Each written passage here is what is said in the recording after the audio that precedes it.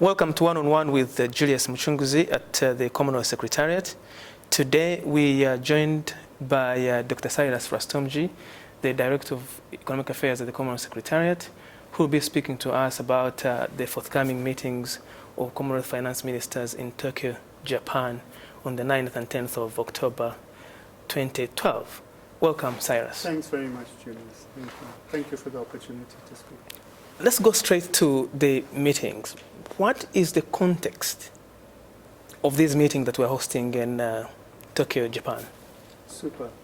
We are gathering, the Commonwealth Ministers of Finance will be gathering, as will the senior officials of the Commonwealth, all 54 member countries in each case, as will the central bank governors in a separate meeting, and as will a number of Commonwealth small vulnerable economy ministers of those Commonwealth small vulnerable economies, to discuss a range of issues.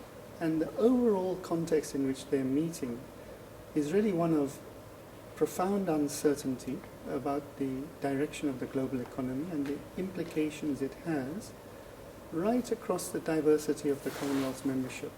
Membership of the Commonwealth includes 32 small states, 25 small island developing states, 15 least developed countries.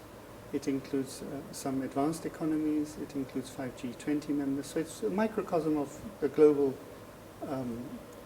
framework, the global composite of countries. And the context across each one of those groups of members is really extraordinarily uncertain. For the advanced economies, there's uncertainty about the ability to trigger growth in the advanced economies, not only of the Commonwealth, but globally. For developing countries, there are challenges in retaining resilience in the context of uncertainty about growth levels.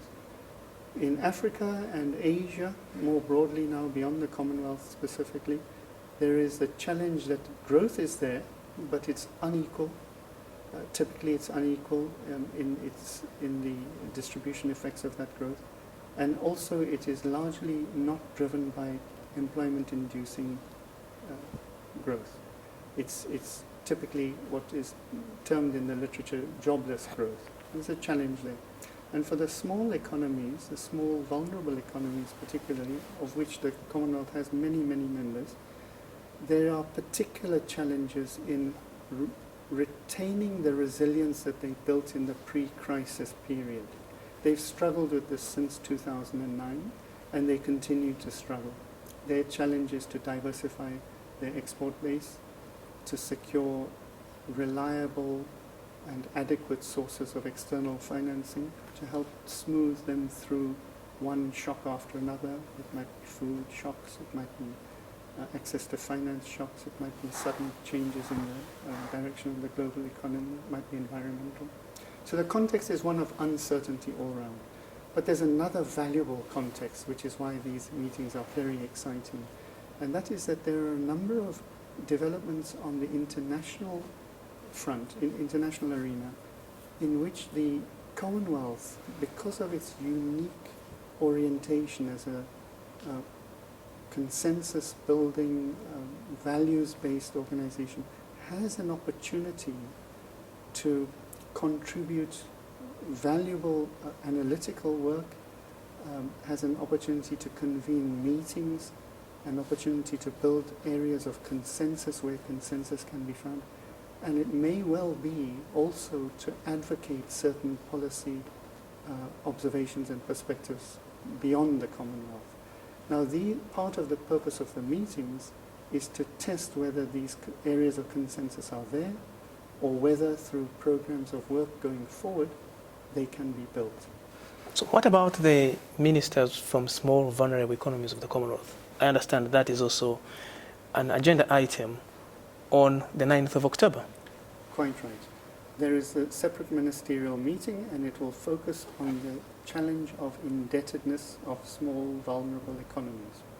One of the Commonwealth, one of the particular consequences of the global economic crisis, roughly from 2007, but escalating thereafter, has been that many countries that are small but are vulnerable to access to external finance, vulnerable in the sense that they rely heavily on access to external finance to supply the resources needed for their development, for the provision of their infrastructure, for the diversification of their export base, for the transformation of their economies and building better quality of life for their citizens. They rely on external resources because they are small, typically because they are very remote from trade and finance markets globally. And the global crisis suddenly cut off access to external resources. In the case of many small vulnerable economies, because their per capita income has been defined in a manner which excludes them from access to concessional resources and to debt relief, multilateral debt relief, often, their challenge has been that markets, commercial markets that were providing external lending suddenly stopped providing it, not because of the circumstances of their economies, but because there was a general flight to safety, as one calls it from the market perspective. And many of the countries that were reliant on a steady flow of external capital, including investment and lending, suddenly found that cut off. As a result, the cost of their borrowings increased, and their access to capital, to external resources, to provide the resources for development, suddenly declined.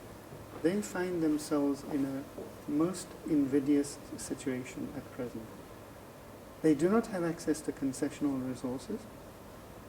The vulnerabilities in their economy, the structural vulnerabilities in the economy, not the ones that policy making itself can in a very quick time correct, are acute, and they need to find a solution to alleviating their debt challenges. These have been rising since the crisis began, and they are acute, and they have pressed individually and at a regional level, and this is particularly acute in the Caribbean and also among a number, let me say, of Pacific countries. But it's a generalized problem of debt of countries that are not able to access the concessional resource window and the multilateral debt relief opportunities that are there. So this meeting will consider a number of options to try to do two things. The one is to create liquidity for them in the immediate future. How to crowd in new resources to alleviate their debt servicing challenges that they have, and how to alleviate their debt stock challenges.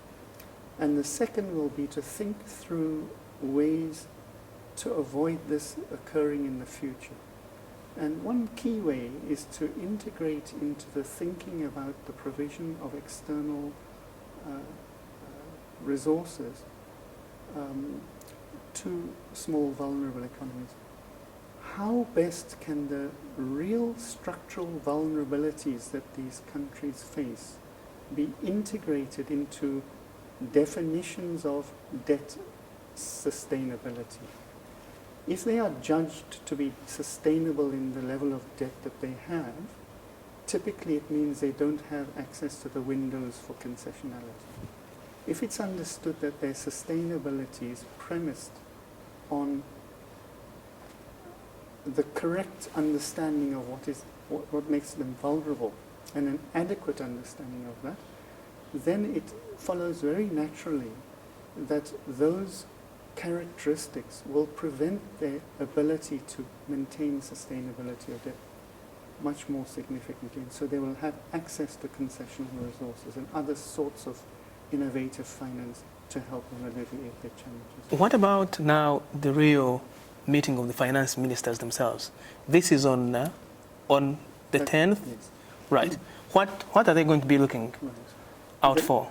Dealing with shocks is a challenge for any country, but it's particularly acute to deal with when you have structural vulnerabilities that limit your degrees of freedom, your ability to maneuver.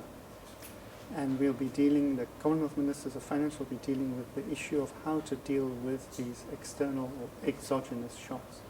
And they'll focus it in a particular context, and that is, how can the facilities that are available from international financial institutions be improved so that when shocks come to vulnerable countries, they are able to absorb those shocks more easily? Very rich program. On that note, thank you very much, Dr. Cyrus Rastomji. Ladies and gentlemen, thank you very much for watching. This was one-on-one with Julius Mucunguzi. We look forward to seeing you again next time, and look forward to hearing about the outcomes of the Commonwealth Finance Ministers meetings in Tokyo, Japan. Thank you. Thanks very much. Thank you. Thank you.